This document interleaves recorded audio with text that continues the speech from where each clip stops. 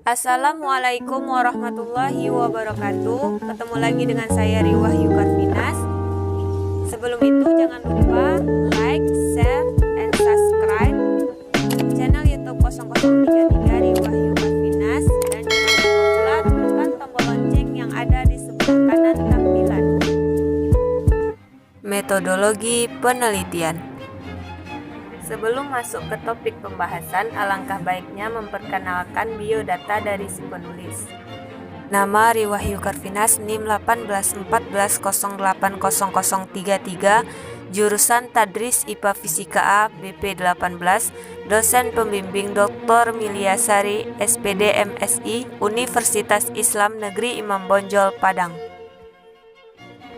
Topik yang akan dibahas pada kali ini yaitu tentang Bab 4, hasil penelitian dari suatu laporan penelitian atau yang disebut dengan skripsi. Subtopik yang akan dijelaskan yaitu 1. Menjelaskan deskripsi data hasil penelitian dengan contoh pada penelitian eksperimen, deskriptif, dan R dan D. 2. Memperjelas analisis data hasil penelitian eksperimen dan korelasi dengan contoh. 3. Menguraikan pembahasan penelitian dengan contoh. 4. Menguraikan keterbatasan penelitian. 5. Referensi. Masuk pada pembahasan subtopik yang pertama yaitu tentang menjelaskan deskripsi data hasil penelitian dengan contoh pada penelitian eksperimen, deskriptif, dan R dan D. Di dalam subtopik yang pertama ini terdiri dari beberapa poin yang akan dijelaskan nantinya. Untuk poin yang pertama yaitu tentang pengertian deskripsi data. Deskripsi data merupakan gambaran data yang digunakan dalam suatu penelitian. Dalam pengujian deskripsi data, peneliti mencoba untuk mengetahui gambaran atau kondisi responden yang menjadi sampel dalam penelitian. Dari pengumpulan data, kuesioner, hasil jawaban responden dengan jumlah sampel. Selanjutnya, poin yang kedua dari subtopik yang pertama ini yaitu tentang cara menampilkan data hasil penelitian. Untuk cara menampilkan data hasil penelitian ada beberapa cara. Yang pertama, pengumpulan data. Yang kedua, reduksi data. Yang ketiga, kategorisasi data. Yang keempat, display data. Dan yang kelima, kesimpulan. Kemudian, untuk poin yang ketiga dari subtopik yang pertama ini tentang hasil penelitian. Bagian ini merupakan tahap reduksi data, yaitu proses memfokuskan dan mengabstraksikan data menjadi informasi yang bermakna. Bentuk hasil penelitian yaitu 1. Tinjauan umum objek penelitian.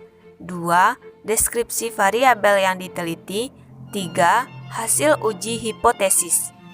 Selanjutnya, poin yang keempat yaitu tentang pengertian penelitian. Penelitian merupakan suatu usaha yang sistematis dalam rangka menyediakan jawaban maupun pembuktian atas beberapa pertanyaan ataupun hipotesis.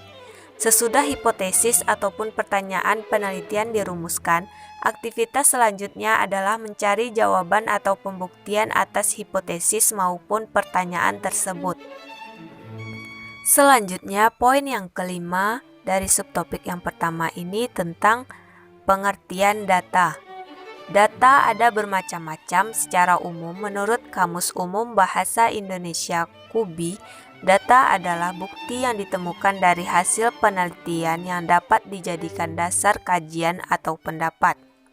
Secara teknis, data lebih berkaitan dengan pengumpulannya hanya secara empiris. Dengan demikian, data merupakan satuan terkecil yang diwujudkan dalam bentuk simbol angka, simbol huruf, atau simbol gambar yang menggambarkan nilai suatu variabel tertentu sesuai dengan kondisi data di lapangan. Jadi kesimpulannya, data adalah suatu bahan yang masih mentah yang membutuhkan pengolahan lebih lanjut sehingga menghasilkan informasi atau keterangan baik kuantitatif maupun kualitatif yang menunjukkan suatu fakta. Menurut Ridwan, pada konteks penelitian, data bisa diartikan sebagai keterangan tentang variabel pada beberapa objek. Selanjutnya, poin yang keenam dari subtopik yang pertama ini yaitu tentang aspek yang perlu diperhatikan dalam menentukan data hasil penelitian. Di sini apa saja aspek yang perlu diperhatikan? Yaitu 1. Jenis studi. Di sini jenis pelajaran apa yang akan kita tentukan dalam menentukan data hasil penelitiannya.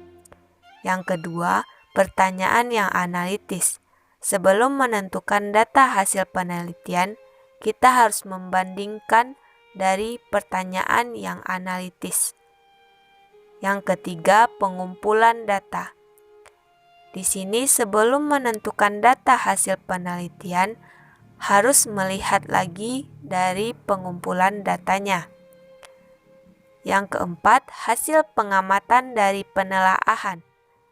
Di sini, hasil pengamatan dari penelaahan sangat perlu kita telaah karena itu menyangkut kepada hasil penelitian. Selanjutnya yang kelima, penggunaan alat-alat audiovisual. Ini masih terkait dengan menentukan data hasil penelitian. Selanjutnya masuk kepada poin yang ketujuh tentang contoh penelitian eksperimen. Di sini judul dari penelitian eksperimen yang diambil yaitu tentang dampak menerapkan media pembelajaran interaktif Kalisbar terhadap prestasi belajar siswa Jurnal Pendidikan Anak volume 8 nomor 2 tahun 2019 Kadek Mira B. Pramesti Ketut Agustin GG Saindra Santiadi Putra. Selanjutnya poin yang ke-8 tentang contoh penelitian deskriptif. Di sini judul yang diambil dari penelitian deskriptif ini yaitu tentang peningkatan kinerja siswa melalui pendekatan saintifik pada pembelajaran IPA terpadu model WebEd. Dari Risdalina Siti Sriyati dan Setia Utari, Universitas Pendidikan Indonesia. Email yang tercantum ada risdalina@gmail.com. Selanjutnya, poin yang ke-9 tentang contoh penelitian R dan D. Judul yang diangkatkan yaitu tentang pengembangan modul berbasis Learning Cycle 7E berbantuan video pada materi teori kinetik gas dan termodinamika. Dari Tia Yuliana, Milia Sari, Aziza Meria. Pengembangan modul Natural Science, Jurnal Penelitian Bidang IPA dan Pendidikan IPA, volume 6 nomor 1, tahun 2020, 7-21, ISSN 2715 sampai 470X, online 2477 sampai 6181 cetak. Selanjutnya poin yang ke-10 yaitu tentang contoh penelitian PTK. Ini adalah poin yang terakhir dari subtopik yang pertama. Untuk judul yang diambil dari penelitian PTK ini adalah tentang peningkatan hasil belajar melalui model pembelajaran SSCS pada mata pelajaran matematika siswa kelas 10 TP2 oleh Sudarto SMKN 1 Semarang, inspirator guru Jurnal Ilmiah Pendidikan tahun 2019. Dan ini merupakan penjelasan deskripsi data hasil penelitian dengan contoh pada penelitian eksperimen. Di sini teman-teman bisa melihat deskripsi data hasil penelitiannya. Dan bisa teman-teman lihat lebih jelasnya kembali dari judul penelitian eksperimen yang telah disebutkan tadi. Dan begitu pula dengan contoh penelitian deskriptif. Bisa teman-teman lihat hasil penelitian dari penelitian deskriptif ini. Dan untuk lebih jelasnya bisa teman-teman lihat juga di judul yang telah dikemukakan pada penjelasan penelitian deskriptif sebelumnya.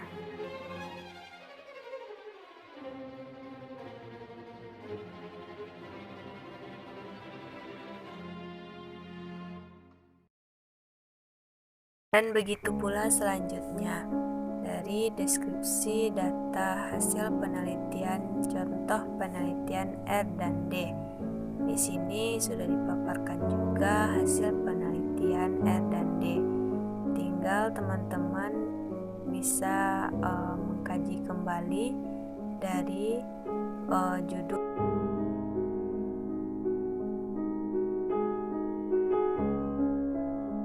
Selanjutnya ada contoh penelitian PTK. Di sini telah dipaparkan deskripsi data hasil penelitian dari contoh penelitian PTK ini. Bisa teman-teman lihat penelitian PTK memakai 2 siklus minimal atau lebih, karena tujuannya siklus itu untuk mengulang tahap demi tahap dari penelitian yang dilakukan. Dan dari setiap siklus yang dipaparkan ada tahapan-tahapan yang harus dilaluinya. Ada 4 tahapan dari setiap siklus. Apa saja itu? Yang pertama ada tahap perencanaan tindakan, kedua tahap pelaksanaan tindakan, ketiga tahap observasi dan evaluasi, dan yang terakhir yang keempat ada tahap refleksi. Dan perlu diingat bahwasanya penelitian PTK berbeda dengan penelitian yang lainnya. Apa perbedaannya? Yaitu terletak pada deskripsi data hasil penelitiannya. Karena di dalam penelitian PTK, hasil penelitiannya terdapat siklus, dan siklus itu digunakan untuk mengulang tahap demi tahap demi tercapainya suatu solusi atau penyelesaian dari masalah yang dikemukakan dalam penelitian tersebut. Nah, jadi karena contoh dari deskripsi data hasil penelitian dari penelitian masing-masing sangat banyak, jadi alangkah baiknya teman-teman melihat kembali dan membaca kembali dari judul yang telah dikemukakan dari 4 penelitian tadi. Setelah itu masuk kepada subtopik yang kedua tentang memperjelas analisis data hasil penelitian eksperimen dan korelasi dengan contoh.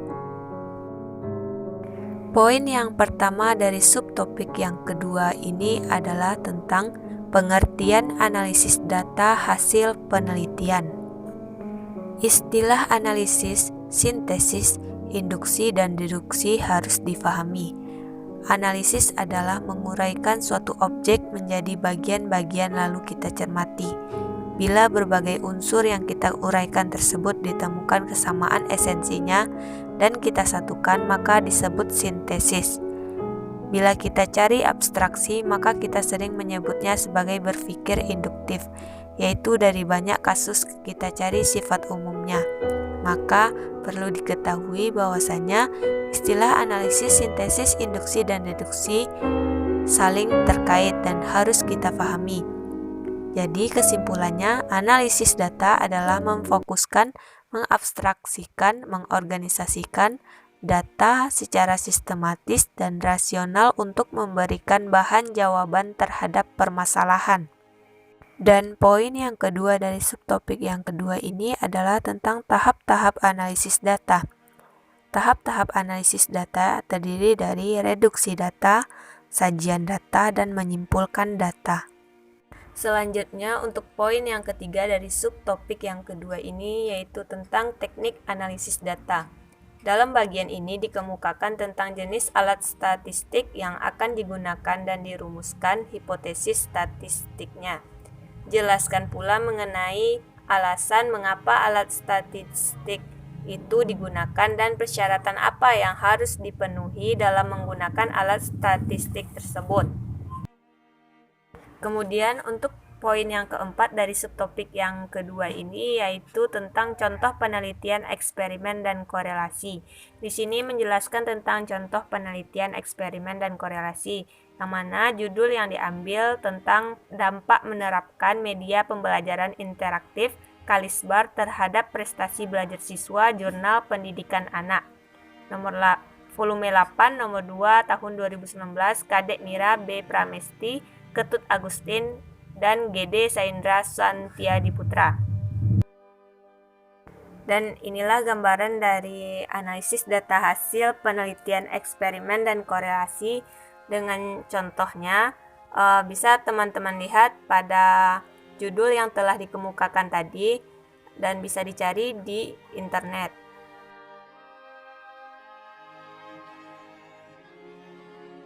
Nah, selanjutnya masuk kepada subtopik yang ketiga tentang menguraikan pembahasan penelitian dengan contoh.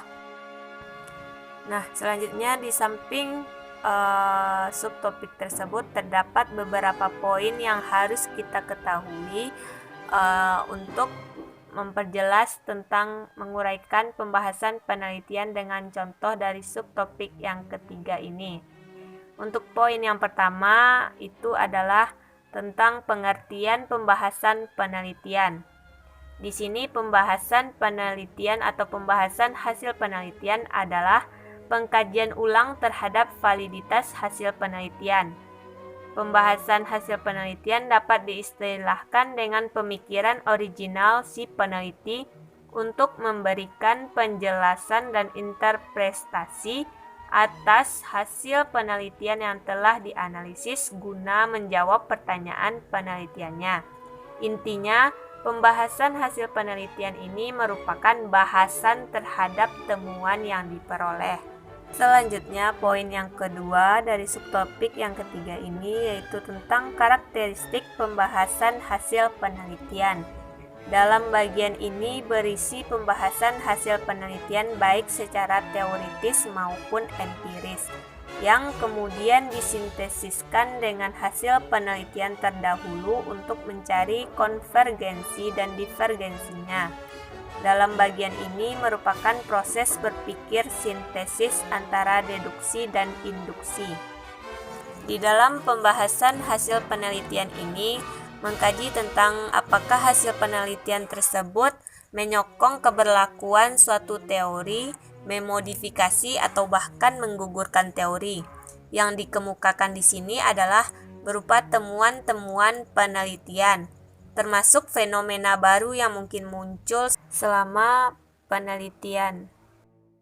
Selanjutnya, poin yang ketiga dari subtopik yang ketiga yaitu tentang penelitian deskriptif atau menguraikan pembahasan penelitian dengan contoh penelitian deskriptif, yang mana judul yang dikemukakan yaitu tentang peningkatan kinerja siswa melalui pendekatan saintifik pada pembelajaran IPA terpadu model Webet dari Rizdalina, Siti Siriati, dan Setia Utari. Universitas Pendidikan Indonesia, email rizdalina@gmail.com. Sedangkan untuk poin yang keempat dari subtopik yang ketiga ini yaitu tentang penelitian R dan D. Di sini judul yang dikemukakan yaitu tentang pengembangan modul berbasis Learning Cycle 7E berbantuan video pada materi teori kinetik gas dan termodinamika oleh Tia Yuliana, Miliasari, dan Aziza Meria pada pengembangan modul Natural Science Jurnal Penelitian Bidang IPA dan Pendidikan IPA tahun 2020. Dan untuk poin yang kelima yaitu tentang penelitian PTK. Di sini judul yang dikemukakan yaitu tentang peningkatan hasil belajar melalui model pembelajaran SSCS pada mata pelajaran matematika siswa kelas 10 TP2 oleh Sudarto SMKN 1 Semarang, inspirator guru jurnal ilmiah pendidikan tahun 2019. Sedangkan untuk poin yang keenam dari subtopik yang ketiga ini yaitu tentang dampak menerapkan media pembelajaran interaktif Kalisbar terhadap prestasi belajar siswa Jurnal Pendidikan Anak tahun 2019 oleh Kadek Mira, B. Pramesti, Ketut Agustin, dan GD Saindra Santiadi Putra. Dan ini gambaran dari pembahasan hasil penelitian dari contoh penelitian eksperimen, penelitian deskriptif, penelitian R dan D, dan penelitian PTK. Bisa teman-teman lihat. Untuk lebih jelasnya bisa dicari di internet dari judul yang telah dikemukakan tadi. Selanjutnya subtopik yang keempat tentang menguraikan keterbatasan penelitian. Jadi di dalam subtopik yang keempat ini terdapat pula beberapa poin yang harus dikaji, yaitu yang pertama tentang fungsi dari keterbatasan penelitian. Poin yang pertama ini memaparkan fungsi dari keterbatasan penelitian, yang mana ada 3 fungsi. Yang pertama, keterbatasan penelitian memaparkan hal-hal atau variabel yang sebenarnya tercakup di dalam keluasan lingkup penelitian. Tapi karena kesulitan-kesulitan metodologis atau prosedural tertentu, sehingga tidak dapat dicakup di dalam penelitian dan di luar kendali peneliti. Selanjutnya, untuk fungsi yang kedua, yaitu keterbatasan penelitian tidak memaparkan keterbatasan waktu dan logistik yang dihadapi peneliti saat melakukan penelitian. Dan yang ketiga, untuk fungsi dari keterbatasan penelitian ini, yaitu kesulitan-kesulitan yang mungkin dihadapi peneliti saat melakukan penelitian sudah harus diperhitungkan sebelum merencanakan penelitian. Dan untuk poin yang terakhir dari subtopik yang keempat ini membahas tentang contoh keterbatasan dalam konteks PTK. Di sini ada 3 contoh keterbatasan dalam konteks PTK. Apa saja itu? Yang pertama ada dampak validitas waktu. Tindakan hanya dilakukan 2 kali pertemuan dalam satu siklus dari yang seharusnya minimal 3 kali pertemuan berdasarkan izin yang diberikan oleh pihak sekolah tempat penelitian. Yang kedua, kesungguhan belajar siswa saat penelitian dilakukan merupakan hal-hal yang berada di luar jangkauan peneliti untuk mengontrolnya. Yang ketiga, kesungguhan observer dalam mengamati proses belajar siswa saat penelitian dilakukan berada di luar jangkauan peneliti untuk mengontrolnya. Dan itulah pembahasan serta penjelasan dari materi hasil penelitian dari suatu laporan penelitian atau yang disebut dengan skripsi yang dapat saya sampaikan. Untuk referensinya sendiri bisa teman-teman lihat di dalam video ini. Telah saya paparkan referensinya. Sekian dari saya sampaikan. Saya mohon maaf jika ada salah dan janggal ketika menyampaikan dan menjelaskan materi metodologi penelitian pada pertemuan kali ini. Dan saya berterima kasih kepada orang-orang yang telah mendukung dan memotivasi saya dalam menyelesaikan tugas video metodologi penelitian ini. Saya ucapkan sekali lagi terima kasih. Saya akhiri. Assalamualaikum warahmatullahi wabarakatuh.